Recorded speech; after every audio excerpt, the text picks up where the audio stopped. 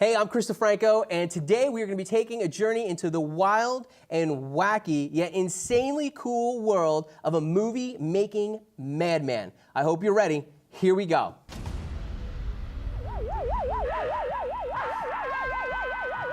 Terror stalks the streets as a scientist's human transplantation experiment runs amok. The Astro Zombies.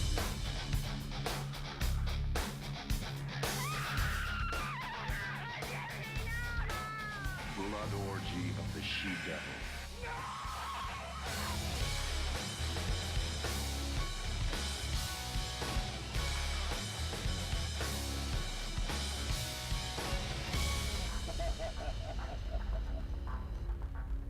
So here we are. We are here with Ted V. Michaels, master filmmaker, true independent, more diverse than a giant box of crayons, drama, sci-fi, family, horror. You cover it all. Martial arts, true. You cover it all. Ted, we are so happy to have you here and to have the opportunity to sit and chat with you. You know, I was telling you a little bit earlier, every time we mention your name, it's always a smile on people's face for everything that you've done. You know, thanks for being here. Well, I'm happy to be here. And of course, this is my life's work, so it's all part of the fun and joy of every day. Well, good. And that's the thing. You've been doing this for over 50 years. 60. Over 60 years. Over 60. So how'd you get started in this? How did it all start? Actually, it's actually closer to 65 years. I started out doing my magic shows, ventriloquism, accordion solos, acrobatics, but after the show, because I had an hour-and-a-half show that moved into a 2.5-hour show, and after the show was over, all the chickens and doves and birds were put away. There was no record of it. So I thought, why not set a camera up and shoot it? And then I learned that a camera out in the audience shooting the proscenium doesn't work. You got to get inside the stage with the camera, move the angles, relight, you know, and that's how it fascinated me so much. So this had to be, let's see, I'm 81, it had to be when I was 19. Wow. So that's 63 years, yeah, right there, 63 years. Wow. And now, of course, we're about to start another one. So you just keep going and going and going. Well, yeah, I like the copper top. So, I mean, I think what fascinates me, and I know a lot of other people, is just the process. Your process is amazing. And has it always been the same? I mean, with your first film? Let's talk about your first film. Well, the first film was more my idea of what I wanted to make, which is drama, action, adventure, outdoor, because it was less expensive and less involved than a lot of indoor stuff.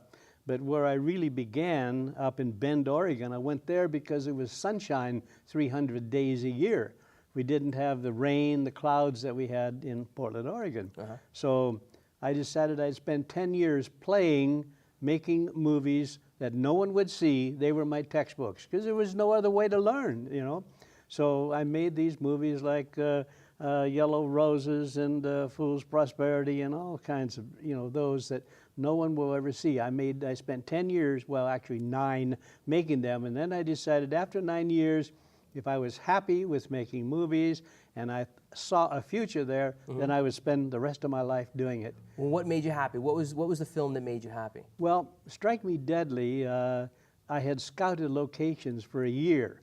Waterfalls, caves. I even took phosphorus into the caves, down under the ground on a rope, thinking that that's the way we're going to have to light. You know, there's no other way to get lights in there except this phosphorescent powder, and it would light it and it would light up the cave. So I was fascinated with all of those places. And then, fortunately, I don't know why, but I was trusted to take a Mitchell, a BNC, up into Oregon from Hollywood, from Mark Armistead rental outfit. They didn't know me from Adam, but anyway, the guy was very nice, and he let me take it. No insurance, no nothing. We brought it back in good shape. But we hauled that Mitchell, and you know what they are. I still have one of my own, huge. We'd go up these rickety stairs, up this lookout tower for the Forest Service, shot up inside there. And that is the type of movie, Strike Me Deadly, that I really wanted to focus on. Go to Hollywood? You have to make what we can sell, what we want you to make. And so I got a few nickels. I've never been financed. In all of my whatever, some people say I got 600 movies, I got bits and parts of a lot, besides the ones that I have copyright and still own. But in any event, I've never been financed, never. And by the way, today I heard something about crowd financing or something. Have you heard of it? Yes, I have. Really? Yeah. Gotta look into that. Gotta look it, right? See, And you'd be the guy to do that. You'd be the guy to do that. Well, anyway, it went from that to I had put together this little story on the original Astro Zombies, and somehow or other the federal government heard about it, and they were going to fly me into Dallas because they were about to enter into the process of making heart transplants. It had never been done. Well, in my story, I had stomach transplants, kidney transplants, heart transplants, solar electric cells in the head to give power to the synthetic pump that drove the heart. Right. So anyway, I didn't go because I didn't have any way to make the movie anyway. So what good would it go to take them up and go to Dallas and check if I didn't have any way to make the movie? So I finally got with Wayne Rogers. They came up with a few bucks. When I say I've never been financed, a few dollars to pay an actor or two, especially someone known like John Carradine, and a small crew, and then shoot in the studio just for a matter of days. And then the rest of the time, I took the cameras myself and shot all the exteriors, the run-bys, the pickups, anything I had to have. And so it went, you know, like with Doll Squad, Blood Orgy, Corpse Grinders, they, you know, no financing. Well, let's back up to Strike Me Deadly. Okay. Okay. Now, with Strike Me Deadly, was it the idea that came first? I mean, so did you find the locations and say, this is what we wanted to do around these locations? Or did you come up with the idea first and then say, these are the locations that fit the idea, now I'm going to find the people? And how did that process go for that film? Okay, I sat in the backyard of my home. I had just exited and sold out any interest I had in the supper club that I had called the Glen Vista. And I thought, well, I want to take advantage of every location that I've scouted, all the caves, the waterfalls, the woods, the forests, the big cliffs that fell into, you know, the rock. And so I created a story around that. And then I wrote the script, typed it out on a mechanical typewriter so I could sit under a tree out in the brush and peck away at it, you know. Anyway, the original script is something else. I had to, of course, at that time, make 2 copies and have to push hard on that little mechanical typewriter, you know, to go through. Carbon copies, so you go carbon through. copies. No, but at that time in Bend, Oregon, there was no way, I'd never heard of a moviola. I had to cut and trim and scrape with a razor blade and glue that way. And so it was tough, but I had fully intended on continuing to do that. And of course, In Bend, Oregon. In Bend, Oregon. Okay. But I couldn't raise the money from any source to get color film, so I got short ends of black and white. That's all I could afford. I had put together practically nothing, and then I got the 3 people from Hollywood.